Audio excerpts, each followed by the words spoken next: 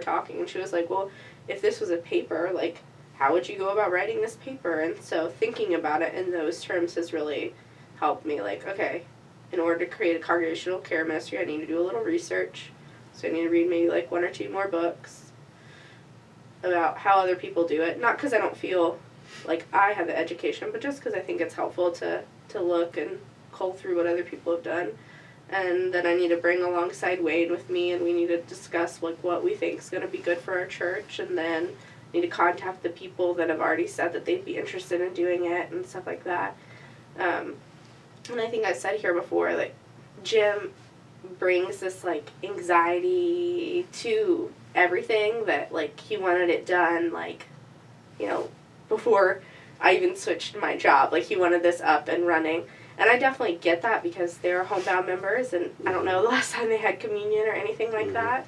And we want them to know that the church is taking care of them, but then I also don't want to throw something together that would just fall apart, and then they would end up not taken care of again. So I think, you know, just even talking with my sister and thinking through, like, kind of like what you said with the worship thing, like, what's the first step? What is that? And I think I've been looking too much at, like, the goal instead of just looking at, like, okay, if the goal's up here at the top of the ladder, like, what rung do I have to step on to get to that? Tasks, right, yeah.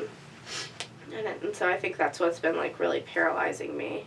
It was a good reminder that, like, yeah, you have been doing this for, like, so many years in school. Like, you can do it in the real world, too. And I think some of the, you know, there's that sense of not clarity on my call, the sense of, like, mourning that I don't feel like I did well with children's ministry, and then Angel's over here, and it looks, you know, really good and put together, and so all of that just kind of weighing on me, I think, just makes me want to say, oh, God, well, never mind, I can't do this, so. Yeah, you know, I liked the image of the church mice. Yeah. You know, and it just kind of, I don't know, made me smile a little bit to think of these little worker mice going about. So how can you, you know, going and hearing what people are already doing and getting a good picture of that, I think is a great way, at least it has been for me, a great way to get on board with people.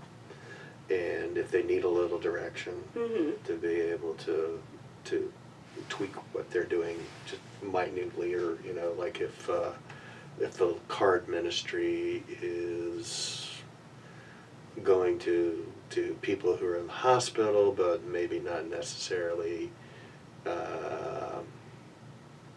members who are deployed military. You know, just pull a thing out. Just say, you know, I think it'd be great if those folks got cards too, or, you know, how can we make this happen? Do you know anybody who'd be interested in helping with that? And it allows you to know what's going on. Two, it empowers them for what they're already doing, but also empowers them to think, you know, what could enhance this. Yeah, and I think one thing Rebecca had talked about doing with the worship people, because right now we have, like, church mice on the worship thing too that don't come to our large planning meetings, and she was like, I want to be clear, I'm not trying to micromanage them, but I just want them to know that they're, like, a part of this larger thing. So she wanted to do, like, this whole big planning retreat, but of course the people that aren't coming regularly, like, couldn't come to this retreat. Right. So I said, well, why don't we, like, meet with them individually, or just send them an email and say, here are, like, 4 questions that we want you to answer. What's going well in your ministry? What do you think could improve? Who do you think could help you with that? And is there anything else that we need to know? And then send them a date in the future that we are going to, you know, like June or May or something, when we're all going to get together and meet. And so I think that's what we're going to do. And I probably will do that with, you know, the card ministry and the prayer shawl ministry and stuff like that, because, I mean, they're functioning on their own. They don't need me per se, but I do need to check in with them. And being curious about what they're doing. Yeah, what are you doing? Yeah. How often do you make prayer shawls? Who do they go to? You know, because I don't know those answers, so. Yeah, and hearing them, I think that'd be very affirming for them. So, you mentioned either questions on email or see people Mhm. face to face. What do you think gets communicated one way or the other? to Well, I think people? if you can see them face to face, it definitely communicates that you're invested. Mhm. I think email is okay too, but I think in a day and age where everything's over email, that like personal visits or even phone calls, although supposedly this can be pretty anxiety inducing, can be a way of, especially a clergy person coming and saying like, I affirm what you're doing, I think it's important, I've taken time out of my week to make sure that we could get together. So, and especially on like Wednesday afternoons, I could make that more of my habit on Wednesday afternoons, because I mean, by the time I get back it'll be 3:30, which you're like, okay. Sometimes I just sit and read for an hour, but I could be going and visiting people if I put the work in ahead of time to schedule those. But You can have a little sign to go next to your magnet that says Yeah. "Feeding the Church Mice." feeding the church mice, that's right. Well, I don't even go into work on Wednesdays. I just tell her all day it's CPE, and then I go home and do work. So. All right. So got a little bit of vision Mhm. there. Yeah, it's definitely not lack of vision. I think it's just lack of knowing where the first rung on the ladder is and Yeah. stepping on it. So it sounds like you're thinking, just kind of corralling the energy Mhm. around different things that already exist, Mhm. and looking to put some organization into it, Mhm. particularly as thinking about ministry to shut-ins Yeah. and hospital visits and things like Yeah. Definitely a Yeah. need. And then fellowship, I had a good like phone call last night with the guy that doing fellowship with, and just communicated with him. I was like, this is technically, the church has always been doing fellowship, but it's been like groups within the church doing fellowship for their own group as opposed to like church-wide fellowship. We haven't really done that, but I said it can be, I was talking with him, I was like, it can be really easy when you're tasked with something new to start like really big, and but that wasn't really what I felt called to do, and so they've decided for every week during Lent there's going to be a church something for people to go to, and 1 week fellowship was given one, so we decided we're going to do bingo on a Sunday afternoon, because we wanted to be our first fellowship event to be for all ages and all stages, and bingo's pretty easy, and talked about maybe getting some prizes and stuff, and so it was really neat to get to like hear from him, and we talked about the different kinds of fellowship, and maybe that what we would do is do the 4 areas and have each area take a month, so like families would take a month and they would plan a fellowship event. Church-wide fellowship event would be one area, young adults would be another area, and then older adults would be another area. And anyone's welcome to attend them, but like young adults are going to be something that young adults want to do. Sure. So we felt like that was a really good way to, so again, vision, and just, it's there, it's just that first step. So I was excited. I guess our first step will be planning this in March, so, which is far away enough that I'm not anxious about it. So, Okay. and it shouldn't be too hard. It's just bingo. Okay. And the 4th was young adults? Young adults, yeah. And we were supposed to meet and get together, and really the ball is in their court. We've never really had, like, what does it mean to have a young adult ministry? And so they came up with, at Christmas time, to do beer and hymns. So one of the people at our church owns a brewery that's like a block away from our house, or from our church. And so we just did carols and beers at our place, and it was the young adults that thought of it. So I was like, whatever, just give me ideas. And now the fellowship chairperson and I talked about, so I'm going to try and say, like, you guys have 4 events to plan. What do you want them to be, is basically what I'm going to do, and how can I help you do that? So it's a couple. They're nice. The boyfriend, because they're boyfriend and girlfriend, the boyfriend, when I asked him at like a planning retreat in January, I was like, so like what brings you to the church? And he didn't grow up in the church or anything. He's basically there because his girlfriend's there, but he's there every week whether she's there or not. he said, I just feel like community places like this need to be held up and taken care of. So, like, I just enjoy that this is a community place that cares for our neighbors. And I was like, it's such an interesting understanding of what the church is.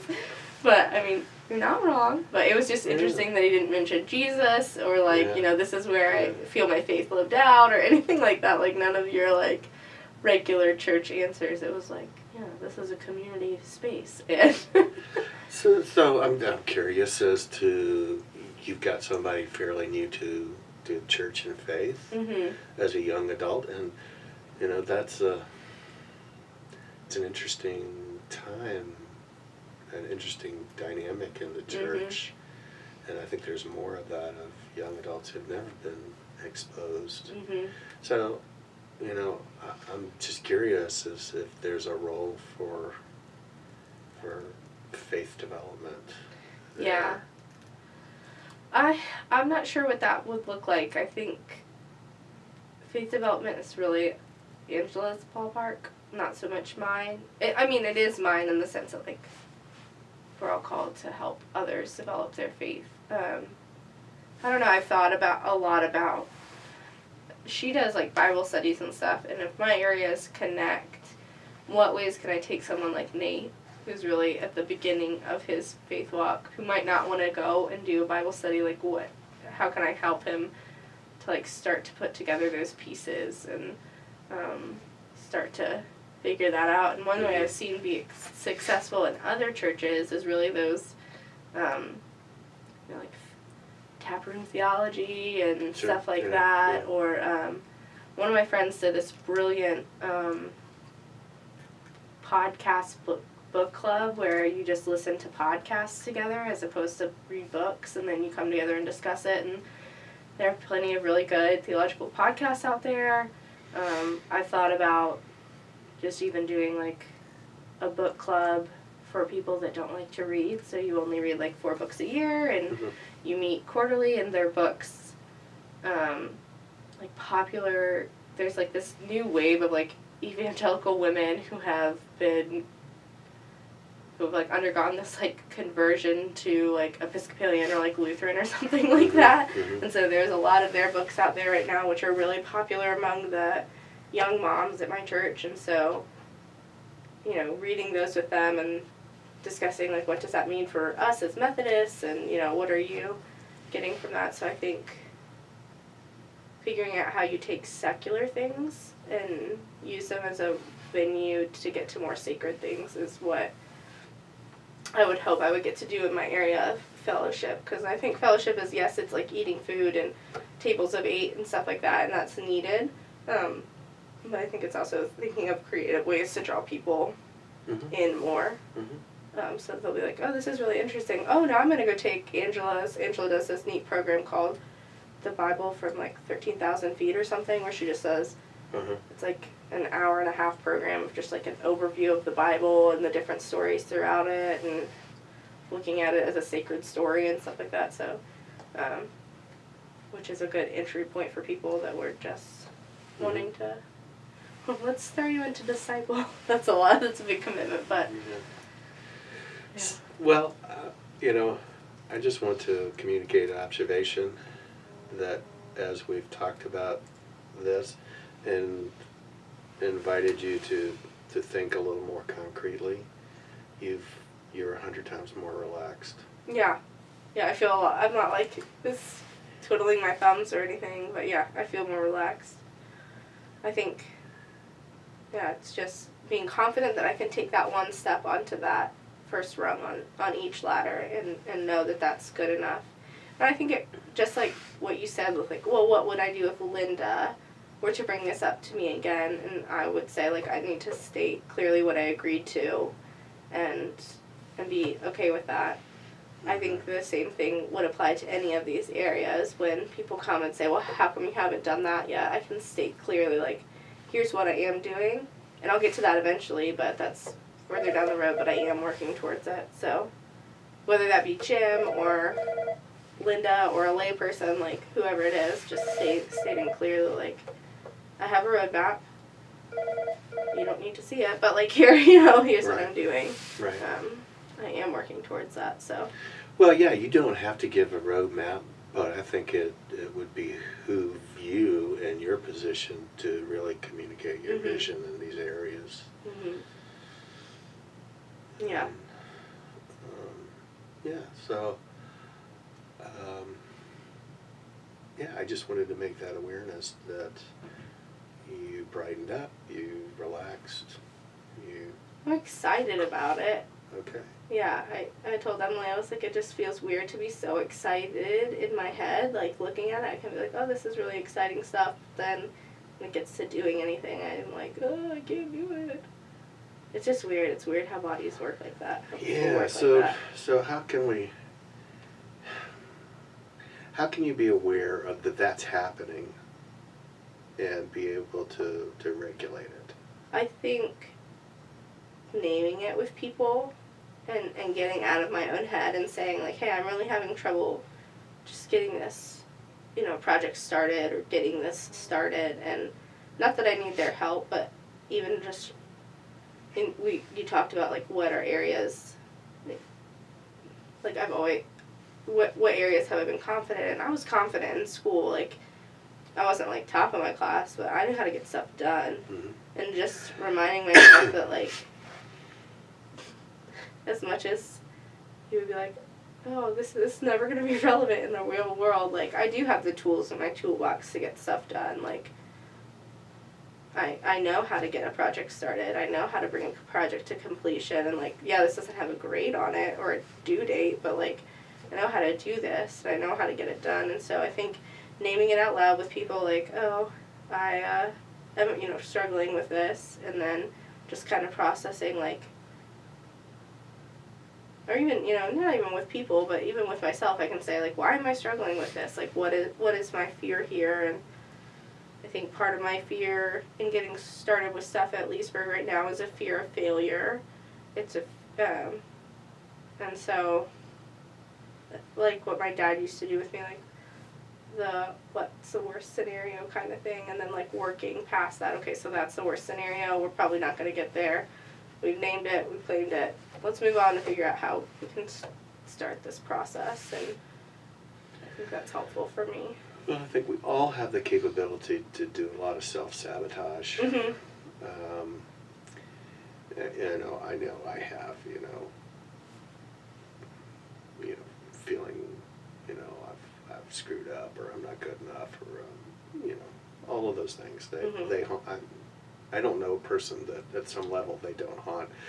If they don't haunt somebody, they might be sociopaths. For real. I don't know. But, you know, I think we all have, well, I don't know, we all have. I have anxieties and thoughts that, you know, I can't do this, I can't do this. And I just have to say, okay, do you hear yourself? This is only you talking. And what is your first step? What is the next step? What is the third step? You know, and just moving it along. And I know for me too, I think part of my anxiety will be, like, naming whose voices am I letting dictate the way I'm feeling? Why am I letting those voices that may or may not, a lot of times they're assumed voices, may or may not, you know, like the Linda thing, like, why am I letting that get to me? Oh, is it because, you know, she does treat me like my mom, and oh, look, there I go again, trying to people please, and okay, at the end of the day, Linda, she matters because she's part of the staff, but, like, she's over here, and I need to be over here and doing this, and, you know, just having pat answers to give and stuff, so, and that, in one of the books that Jim had us read, Anatomy of Peace, it talked a lot about, each person has a box that they put themselves in that puts them at war against someone, and, like, most people have, like, 2 or 3 boxes. I definitely had 2.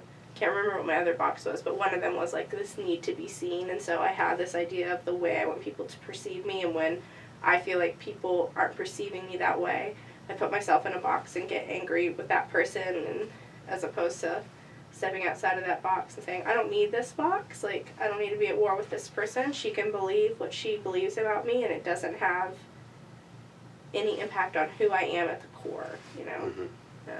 So, yeah, just being aware that I like to put myself in that box when I'm feeling pressure or under attack or whatever, so. And that you have the wherewithal and the skills to be able to get out of the box, Yeah. to take the lid off and climb out. Yeah, I don't have to stay there. So. All right, so I think just one of the last things I'll just throw out there, and that is, as you come into these sessions with me, you know, I guess one of my questions is how might I be a resource for you, not only in your learning, but in your growth in ministry. So, you know, if it's helpful to think of this rather than supervision, that I'm supervising what you're doing, and more of a coaching I definitely piece, feel that way. I would, okay. I don't feel so. I don't feel. Well, geez, Bill, this is gonna make me cry. I don't feel guarded around you. I feel very at peace, and very much who I really am with you, and I really appreciate these times together. Sometimes I feel a little guilty that I don't talk enough about what's going on here at Orchard Ridge, but no, I definitely see it as coaching, and I feel like you are like a cheerleader in the sense that, like, I feel like you affirm me in ways that, not that I'm seeking to be affirmed, but you do affirm me, but then you also give me skills that, like, I use weekly, if not daily. Sorry.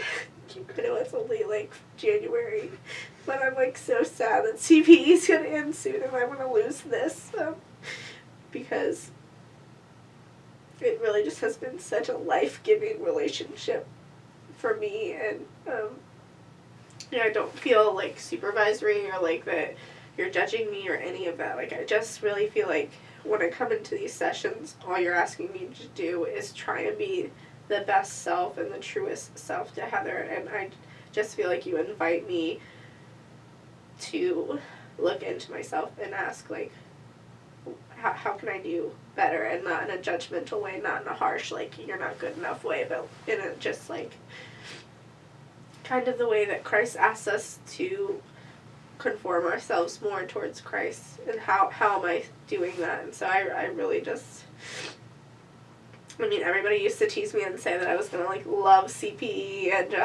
just you wait, you're going to be so good at it, you're going to love it so much, and I don't think that this is what they were talking about, but this is by far the best. I just really love the self-reflection piece of CPE, and so I love one-on-one weeks. I'm sad that we only get to do them every other week. I could do them all the time. You can always ask for more. Yeah, I know, it's okay. But, yeah, I love this self-reflection. I like self-reflecting with the group. I try really hard to make my verbatims about stuff that's going on here, because I so often make this time about what's going on at Leesburg, so, but. So real quickly, how are you feeling in the new unit? I really like it. It's hard to have, I felt like I had more, I feel bad even saying this, but, like, meaningful conversations in rehab, but I'm enjoying just being present. Even today when I was with, like, Claire and stuff, she's been looking at me a lot more and, like, smiling and stuff, and I was, like, doing the exercises with them, and I accidentally bumped her, and just, I smiled, and I was like, man, why does it even matter that I'm there for Claire? Like, she can't really converse with me or anything. And then I was like, you know what, Jesus would be happy just to sit with Claire and just be present to her, and would say that he was doing ministry, so why am I any different than that? And so I felt like that was a really good revelation for me. I think that's a So very good awareness.